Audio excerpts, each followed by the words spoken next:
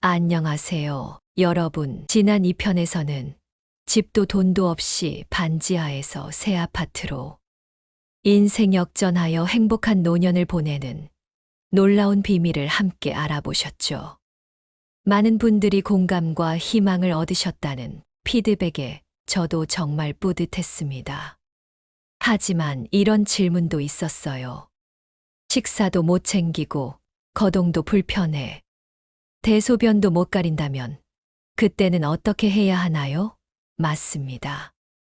오늘은 바로 그 질문에 대한 기적 같은 해답을 공개할 시간입니다.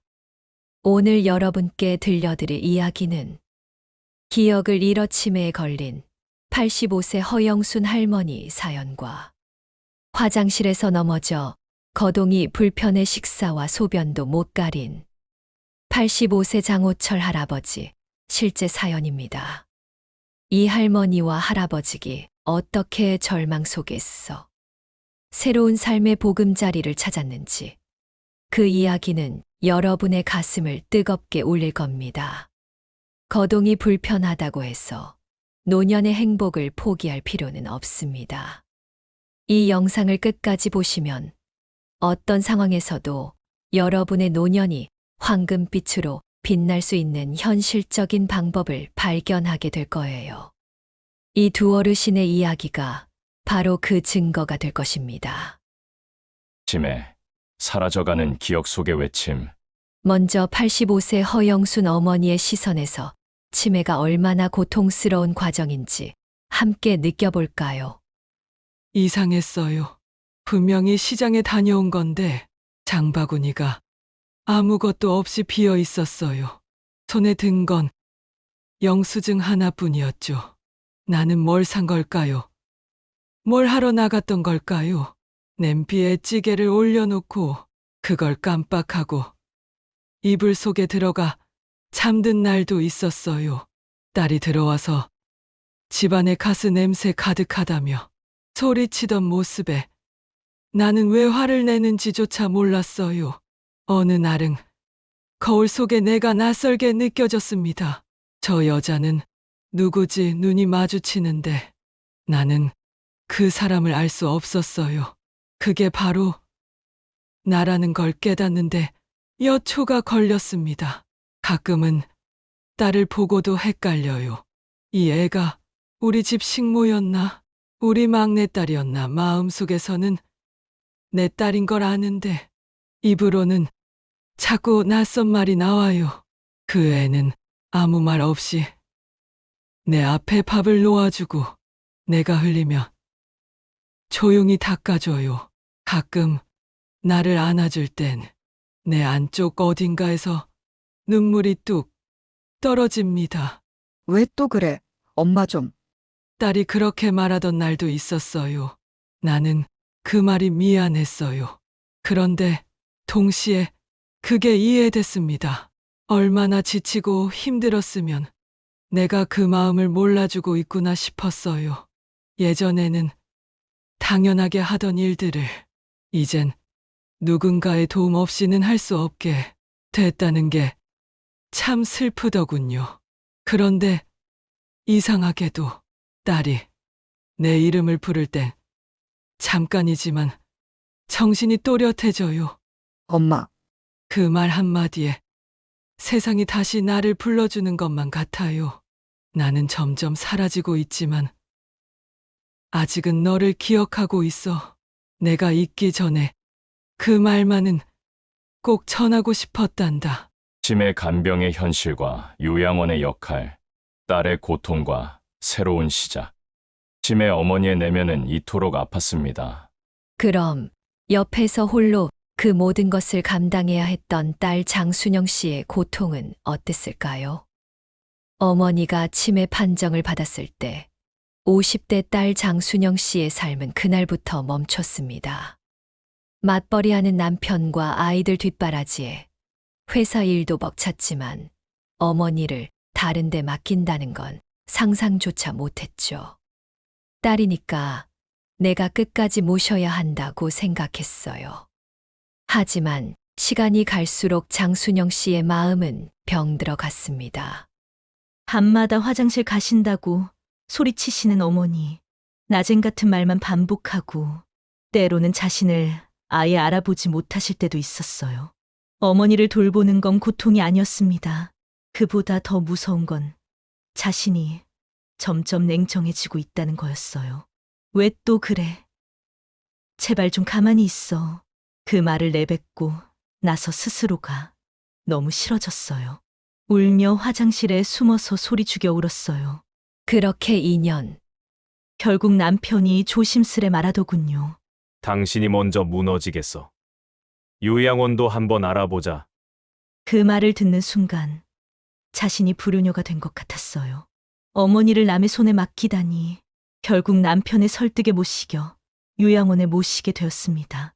그런데요, 처음 요양원에 어머니를 모시고 나서 몇 날 며칠을 울며 죄책감에 시달렸지만 일주일 후 어머니 얼굴을 보자 달라졌어요. 깨끗하게 손질된 머리, 산뜻한 옷. 식사 후에는 간식도 드시고 같은 방 할머니와 웃으면서 대화도 나누시더라고요. 우리 딸 왔네. 그렇게 말씀하시며 장순영 씨 손을 꼭 잡으셨어요. 그 한마디에 무너졌습니다. 어머니도 여기서 웃고 계셨구나. 지금은 일주일에 한두 번 찾아뵙고 따뜻한 차도 마시며 이야기를 나눕니다. 요양원이 어머니와 장순영 씨를 다시 가족으로 만들어줬어요. 이제는 간병자가 아닌 그냥 엄마의 딸로 웃을 수 있게 됐습니다. 요양원 오해와 진실, 그리고 새로운 삶의 시작. 86세 박신자 할머니는 요양원에 처음 들어올 때 정말 무서웠다고 합니다. 빗방울이 창문을 때리는 소리가 할머니의 불안한 마음을 더욱 흔들었습니다. 내가 자식들한테 짐이 됐구나. 이제 나는 필요 없는 사람이구나. 그런 생각만 계속 머릿속을 맴돌았습니다. 가슴 한구석이 텅 비어버린 듯한 허전함과 함께 알 수 없는 죄책감이 할머니를 짓눌렀습니다. 요양원에 도착했을 때 할머니를 맞이한 것은 하얗고 낯선 방이었습니다. 코를 찌르는 소독약 냄새는 병원의 차가운 공기를 연상시켰고 할머니의 마음까지 차갑게 얼어붙게 만들었습니다. 여기가 내 마지막이겠구나 하는 절망적인 생각이 할머니의 온몸을 감쌌습니다. 그렇게 며칠이 흘렀을까요? 할머니는 여전히 말없이 창밖만 바라보며 식사도 제대로 하지 못했습니다. 그런데 어느 날 아침 한 간호사님이 할머니의 침대 곁으로 다가와 따뜻한 손으로 할머니의 손을 꼭 잡았습니다. 그리고 나지막하지만 분명한 목소리로 이렇게 말했습니다. 신자 어르신, 아침 드셔야죠. 그 순간 할머니의 눈에서 뜨거운 눈물이 주르르 흘러내렸습니다. 어르신이 아니라 제 이름을 불러줬거든요. 그 뒤로 할머니의 삶은 조금씩, 아주 조금씩 달라지기 시작했습니다. 처음에는 어색하고 낯설었던 요양원 생활이 점차 익숙해졌습니다.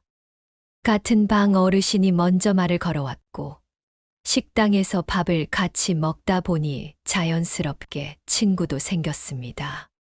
오늘은 반찬이 짜네.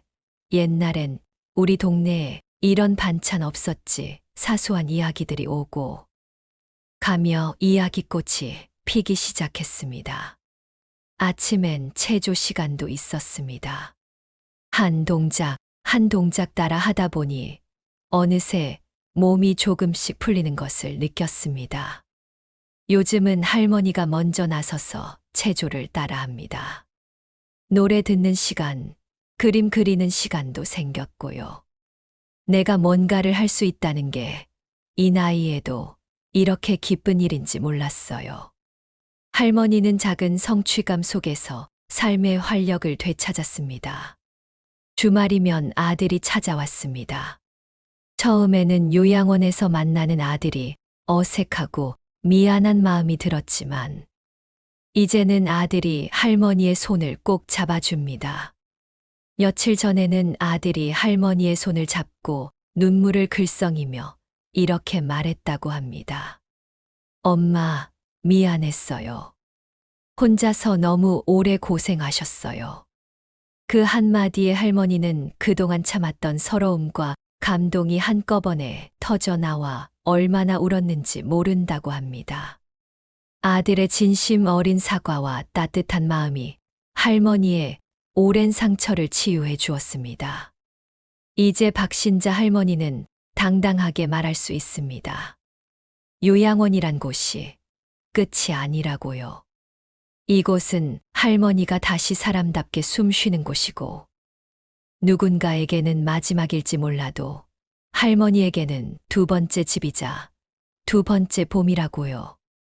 이곳에서 할머니는 잃었던 웃음과 활력을 되찾았고, 새로운 인연 속에서 삶의 의미를 다시 발견했습니다. 요양원은 할머니에게 삶의 마지막 페이지가 아닌 새로운 시작을 쓰는 곳이 되었습니다. 요양보호사 허성숙 씨의 이야기, 사람이 다시 사람이 되는 곳. 그렇다면 요양원에서 어르신들을 가장 가까이에서 돌보는 요양보호사님들의 이야기는 어떨까요? 요양보호사 허성숙 씨의 진솔한 이야기를 들어보겠습니다. 저는 요양보호사로 일한 지 벌써 10년이 넘었어요. 처음엔 그저 직업이라 생각했죠. 노인들을 씻기고 밥 챙기고 약 챙기는 일. 하루하루가 반복되는 노동이라고요. 그런데요, 어느 순간부터 일이 아니라 사람을 돌보는 거라는 걸 알게 됐어요. 처음 오시는 어르신들의 얼굴을 보면 표정이 하나같이 굳어 있어요. 말도 없고 눈빛엔 원망이나 체념 같은 게 서려 있죠. 왜 여길 왔을까? 난 이제 끝났구나. 그런 마음이 느껴져요. 그걸 숨기지 못하세요. 하지만 저는 알아요. 그분들이 다시 살아나는 순간이 있다는 걸요. 누군가의 이름을 처음 불러줄 때, 그분이 고개를 돌려 눈을 마주쳤을 때, 조금만 기다려드리면 정말 달라져요. 어느 날은 식당에서 조용히 계시던 어르신이 작은 목소리로 이렇게 말씀하셨어요. 여긴 밥이 따뜻하네. 그 말을 듣고 저는 눈물이 핑 돌았어요. 어르신의 삶 속에 따뜻함이 다시 돌아온 거잖아요. 어떤 분은 치매가 심해서 말도 못 하시던 분인데 치료와 프로그램 덕분에 처음으로 미소를 지었어요. 작은 미소 하나에 가족이 오열했던 걸 저는 지금도 잊지 못해요. 어르신들은 우리가 도와주지만 사실은 저도 그분들에게서 사람이 사람을 돌본다는 것이 어떤 의미인지 배워요. 매일 똑같은 일 같지만 그 속에서 저는 조용히 기적을 보고 있습니다. 요양원은 단지 누워 지내는 곳이 아니에요. 여긴 누군가가 다시 사람이 되는 곳입니다. 그리고 저는 그 옆에서 그 삶을 함께 걷고 있는 사람입니다.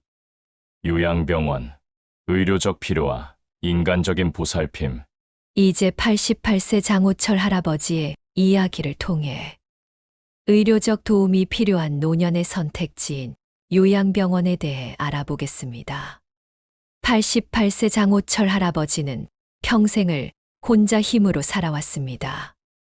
누구에게도 신세 지는 것을 가장 싫어했고, 몸이 아파도 병원에는 잘 가지 않았습니다. 그게 바로 나답다고 생각하며 살아왔던 할아버지의 인생 철학이었습니다. 강인하고 독립적인 삶, 그것이 할아버지의 자부심이었습니다. 하지만 세월의 흐름은 누구도 막을 수 없는 법.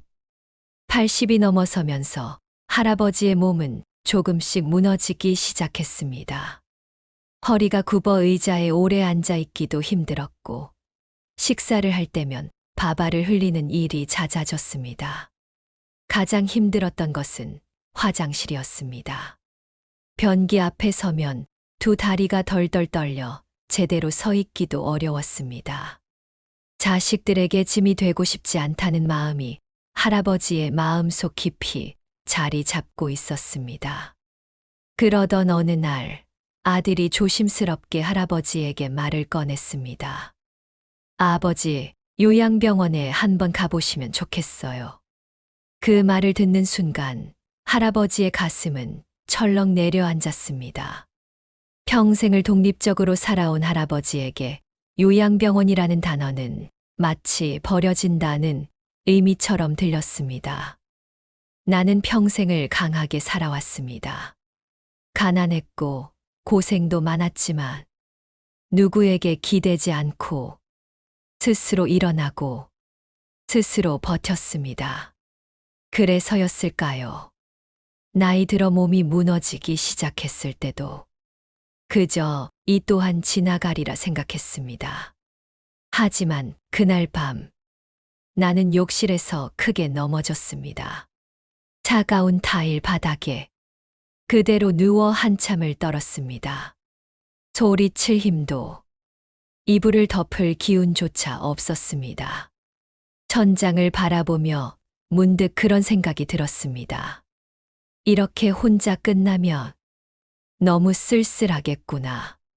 죽음 앞에서 홀로 남겨진다는 두려움은 그 어떤 병보다 더 무서웠습니다.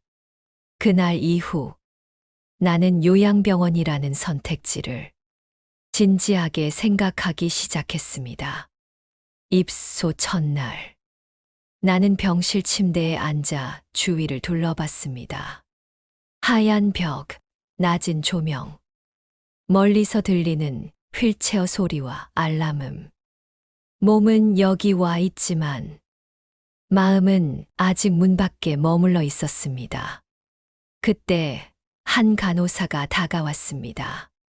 내 이름을 또렷하게 부르며 장호철 어르신, 혈압 먼저 재볼게요.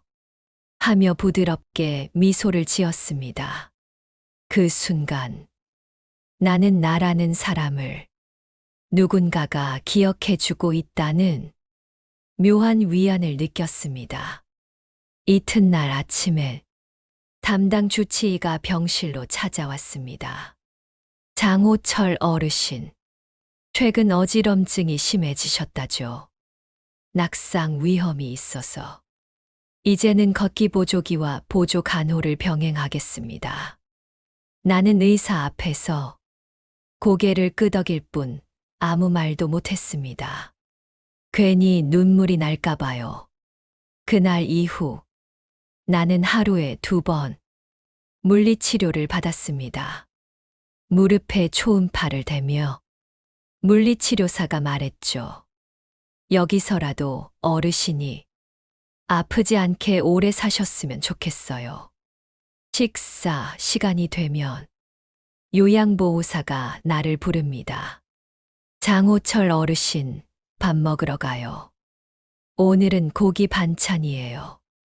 숟가락을 든 손이 떨리면 말없이 옆에서 젓가락을 들어줍니다. 물 마시고 싶을 땐 함께 지내는 어르신이 먼저 컵을 건네줍니다. 어느새 나의 하루는 누군가의 손길로, 누군가의 목소리로 채워지고 있습니다. 창가에 앉아 햇살을 맞으며 라디오에서 흘러나오는 옛 가요를 듣습니다. 문득 이런 생각이 듭니다. 예전 같으면 이런 보살핌, 참 부끄럽고 창피했을 겁니다. 평생을 남에게 기대지 않고 살아왔으니까요. 하지만 이제는 압니다. 살면서 한 번쯤은 누군가에게 기대도 괜찮다는 걸. 그게 약한 게 아니라는 걸요. 서로가 서로를 돌보고 이름을 기억해주고 눈을 마주치는 그 순간이 진짜 사람 사는 삶이라는 걸요. 나는 지금 요양병원이라는 이곳에서 비로소 사람답게 나이 들어가고 있습니다. 넘어져도 아파도 혼자가 아니라는 것만으로도 내 삶은 다시 따뜻해졌습니다. 이곳에서 나는 내 남은 삶을 평온하고 단정하게 정리하고 있습니다. 그리고 나는 오늘도 웃습니다. 내 이름을 불러주는 사람들 덕분에 말입니다. 아들 입장에서 본 요양병원 입소 후기. 아버지는 늘 강한 분이셨습니다. 비 오는 날에도 우산 없이 돌아다니시고 무릎이 아프다면서도 이 정도는 괜찮다며 병원 한번 제대로 안 가셨던 분입니다. 어릴 적 제게 남자는 참아야 한다, 의지로 버티는 거다. 그렇게 말씀하시던 분이죠. 그런 아버지가 몇 달 전부터 자꾸 넘어지셨습니다. 먼저 걷지 못하고 숨이 차서 자주 벽에 기대셨고 가끔은 멍하니 허공을 바라보며 말을 놓치시기도 했습니다. 그리고 그날 밤 아버지는 욕실에서 크게 넘어지셨습니다. 차가운 타일 바닥에 혼자 오래도록 누워 계셨던 겁니다. 병원 응급실로 모시고 가던 길에 저는 생각했습니다. 내가 옆에 있었으면 이렇게까지는 안 됐을 텐데. 하지만 회사 일, 아이들 돌봄, 주말마다 쪼개 가는 시간 속에서 저는 아버지를 제대로 돌보지 못하고 있었습니다. 솔직히 점점 지쳐가고 있었던 것도 사실입니다. 아버지를 사랑하지만 제 삶도 버겁더군요.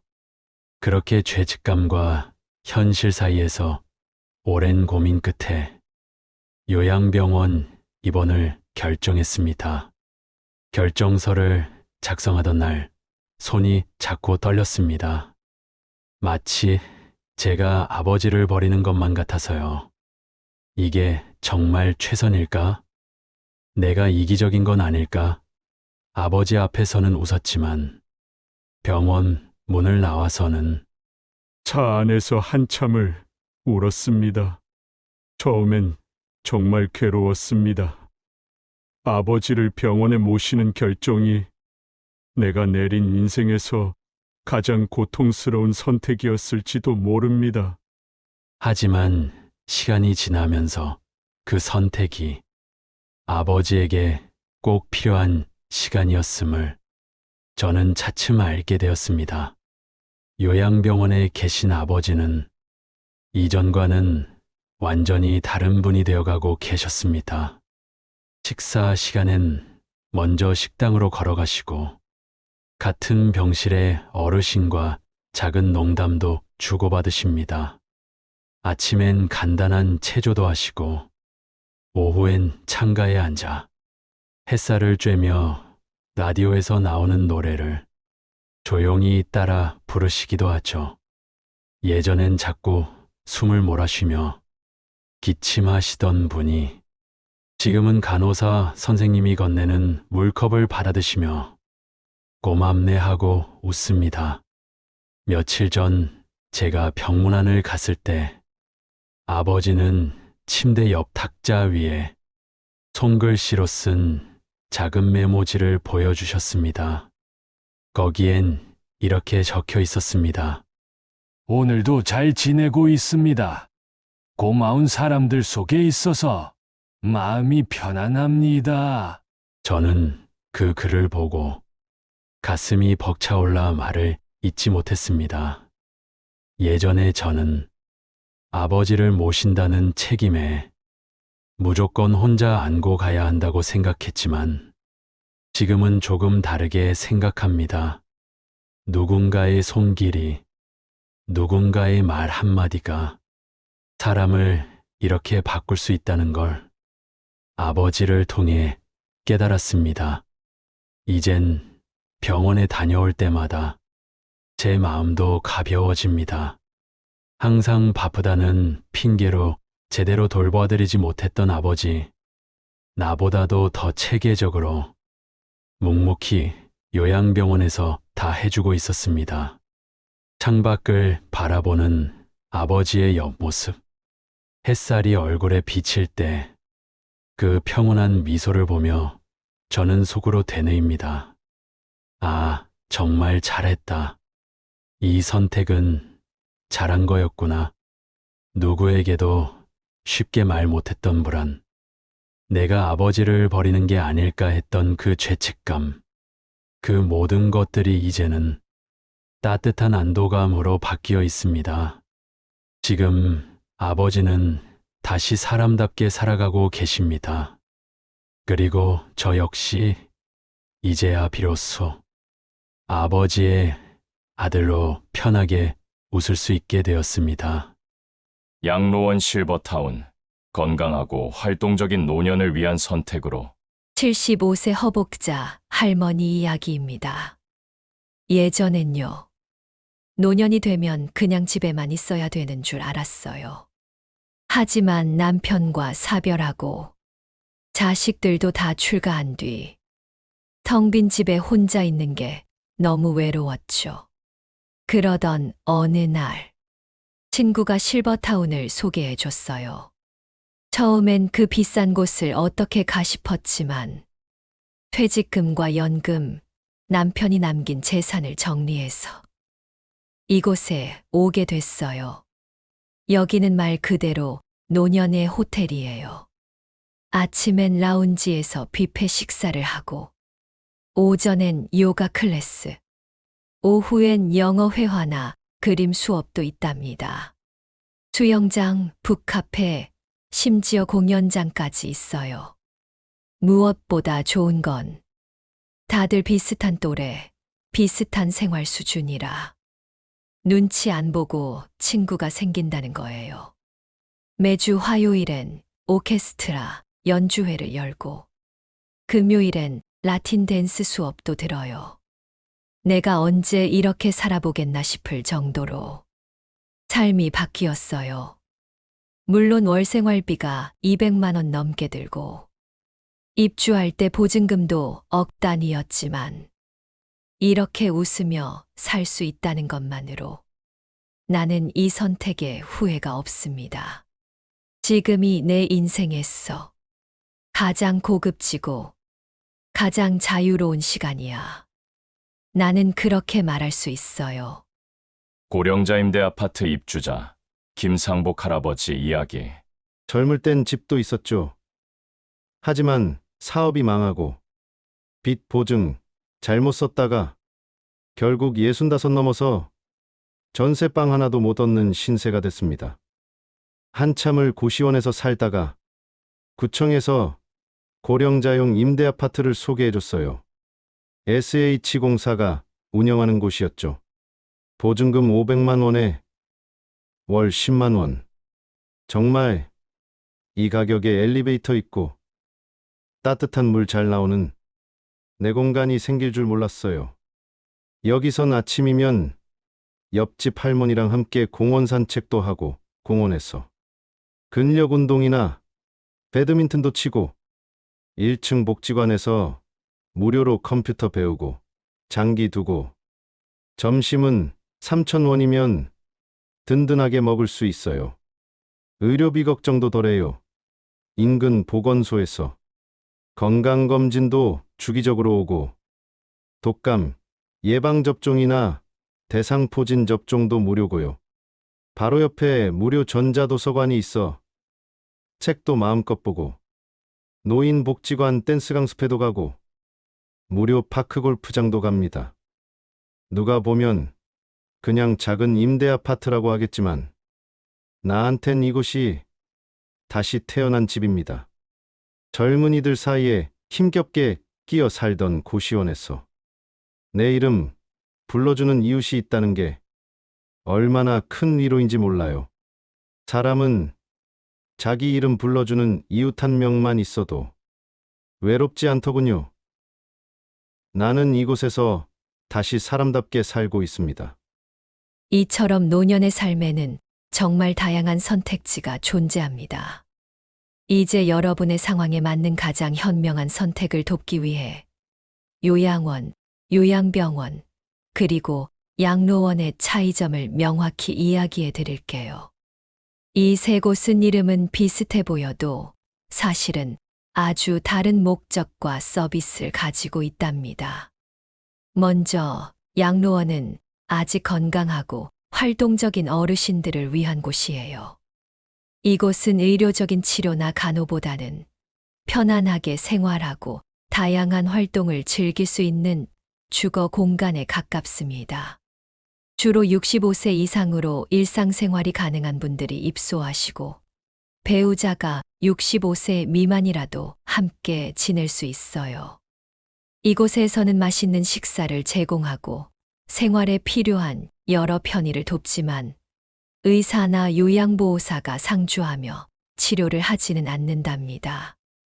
과거에는 자식들이 버린 고지라는 오해도 있었지만 지금은 건강한 노년이 활기찬 공동체 생활을 누리는 곳으로 명칭도 점차 바뀌고 있어요.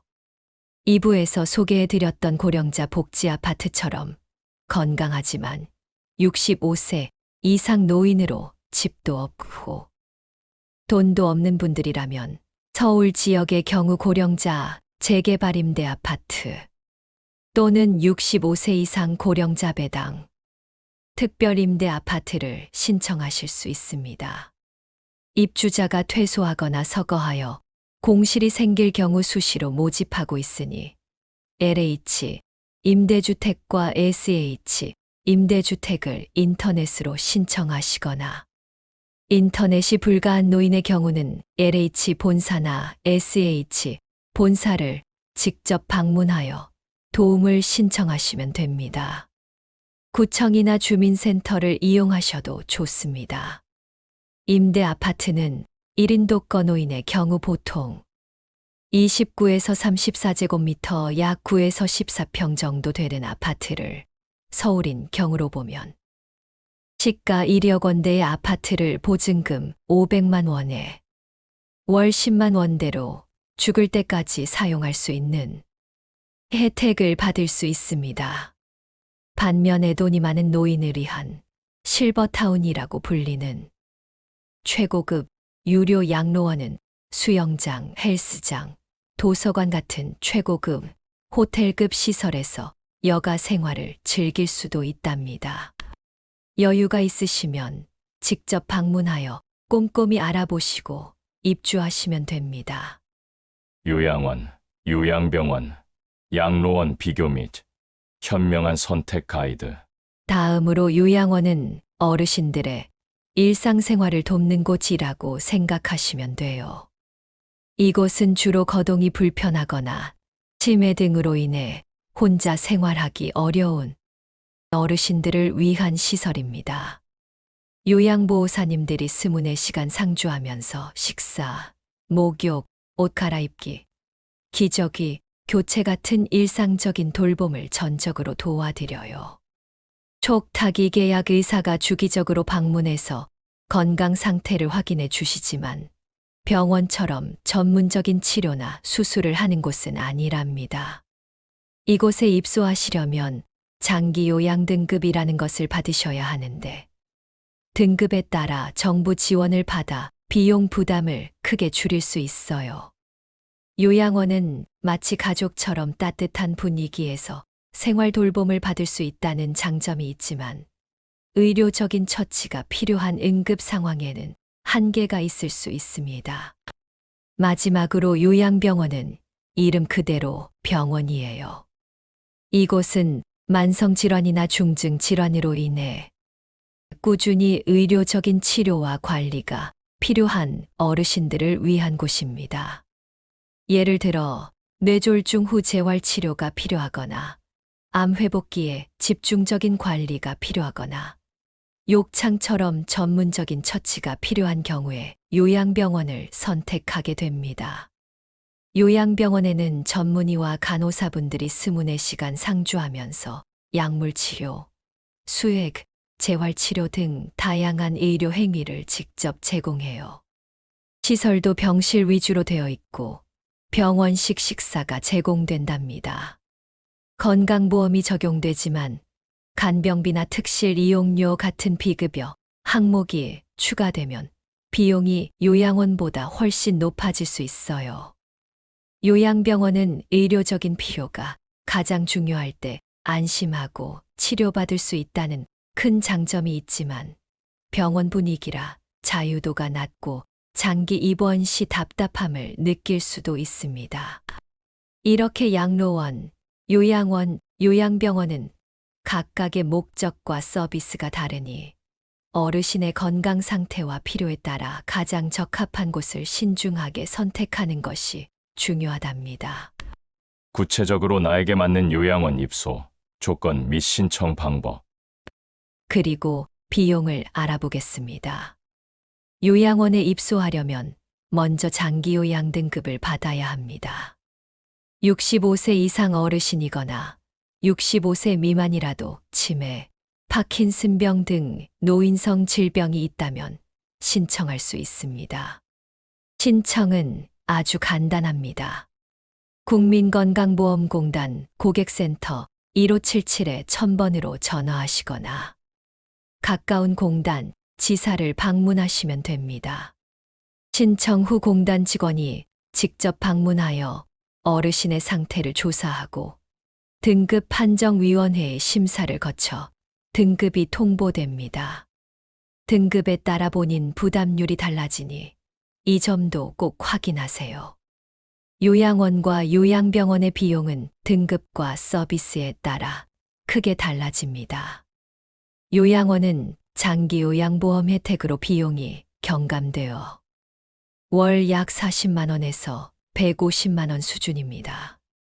예를 들어 장기요양 4등급을 받으신 어르신이라면 본인 부담 15% 기준으로 월 약 70만 원, 감경 대상자는 약 35만 원 정도가 발생합니다.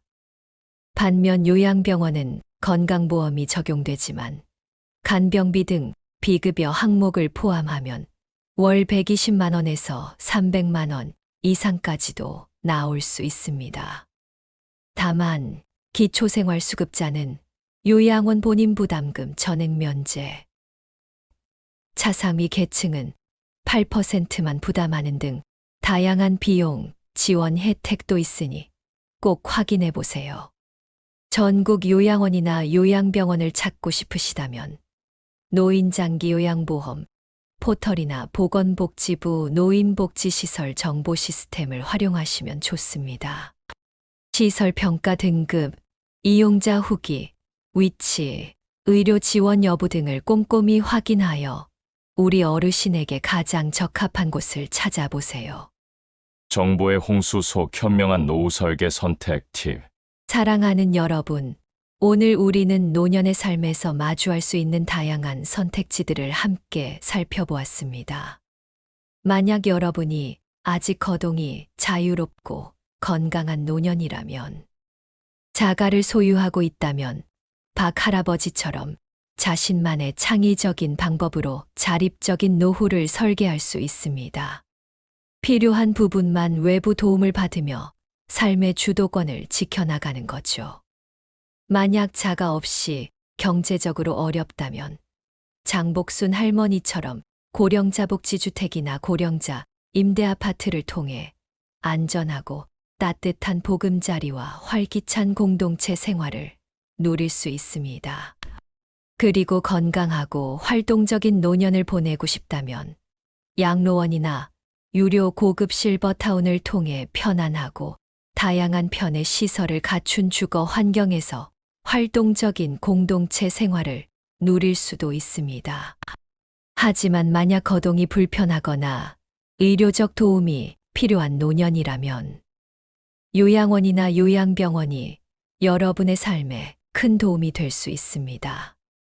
앞살의 이야기처럼 그곳에서도 따뜻한 돌봄과 새로운 관계 속에서 삶의 활력을 되찾고 다시 사람답게 살아갈 수 있습니다. 의료적 필요에 따라 요양원과 요양병원 중 더 적합한 곳을 선택하고 장기요양 등급 신청 등 필요한 절차를 밟으시면 됩니다. 마지막으로 사랑하는 여러분, 요즘은 정보가 넘쳐나는 시대입니다. 하지만 안타깝게도 그 정보들 중에는 여러분의 소중한 노년을 흔들 수 있는 잘못된 정보나 클릭수와 구독자를 늘리기 위한 자극적인 내용도 많습니다. 어떤 선택을 해야 할지 고민될 때 이런 정보의 홍수 속에서 길을 잃지 않도록 몇 가지 중요한 팁을 알려드릴게요.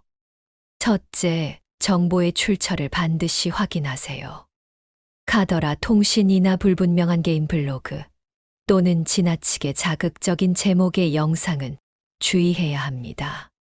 정부 기관의 국민건강보험공단, 보건복지부, LH공사, SH공사, 공실력 있는 언론사 또는 전문가 집단에서 제공하는 정보인지 꼭 확인하세요. 공식 웹사이트나 고객센터를 통해 직접 문의하는 것이 가장 정확합니다. 둘째, 한 가지 정보만 믿지 말고 여러 곳에서 교차 확인하세요.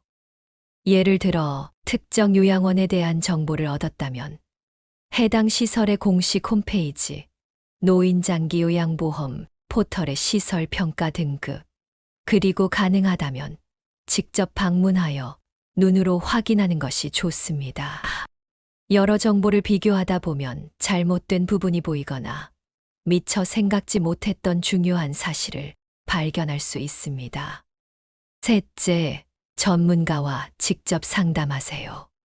주민센터의 노인복지 담당 공무원, 사회복지사, 의사 또는 법률 전문가 등 해당 분야의 전문가들은 여러분의 상황에 맞는 가장 정확하고 실질적인 조언을 해줄 수 있습니다.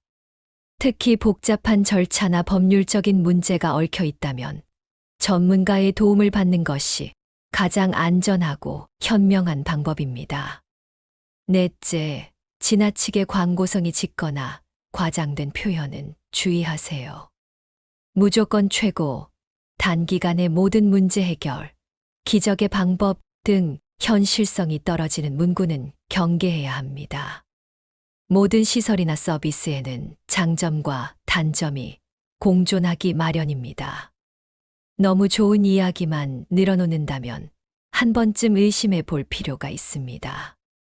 마지막으로 주변의 경험담은 참고하되 맹신하지 마세요. 이웃이나 지인의 경험은 소중한 정보가 될 수 있지만 사람마다 상황과 필요가 다르기 때문에 나에게도 똑같이 적용될 것이라고 단정해서는 안 됩니다. 그들의 경험을 바탕으로 나에게 필요한 정보를 선별하고 앞서 말씀드린 신뢰할 수 있는 출처를 통해 다시 한번 확인하는 지혜가 필요합니다. 결론 황금빛 노년을 위한 당신의 선택. 사랑하는 여러분, 노년의 삶은 결코 끝이 아닙니다. 오히려 지나온 삶의 지혜를 바탕으로 새로운 의미를 찾아가는 소중한 시간입니다. 중요한 것은 스스로 건강을 지키려는 노력과 돈의 유무와 상관없이 방법을 찾으려는 의지, 그리고 정확한 정보를 분별하는 지혜입니다. 혼자 고민하지 마세요. 주변의 도움을 적극적으로 찾고 자신에게 맞는 최선의 선택을 한다면 여러분의 노년은 분명 빛나는 황금기가 될 것입니다. 여러분의 삶은 소중하니까요. 다음 영상에고 미 채널 안내. 다음 영상에서는 노년에 혼자서 내 마음대로 생활할 수 있는 100세 노후 건강을 지키는 7가지 생활 습관과 식생활에 대해 이야기해 드릴 거예요. 이 정보는 여러분의 황금빛 노년을 더욱 건강하고 활기차게 만드는데 큰 도움이 될 겁니다. 지금 바로 구독 버튼을 눌러주세요. 그리고 알림 설정까지 해두시면 다음 영상이 공개되는 순간 가장 먼저 소중한 건강 정보를 만나보실 수 있습니다. 여러분의 빛나는 노년을 위해 다음 편에서 꼭 다시 만나요. 감사합니다.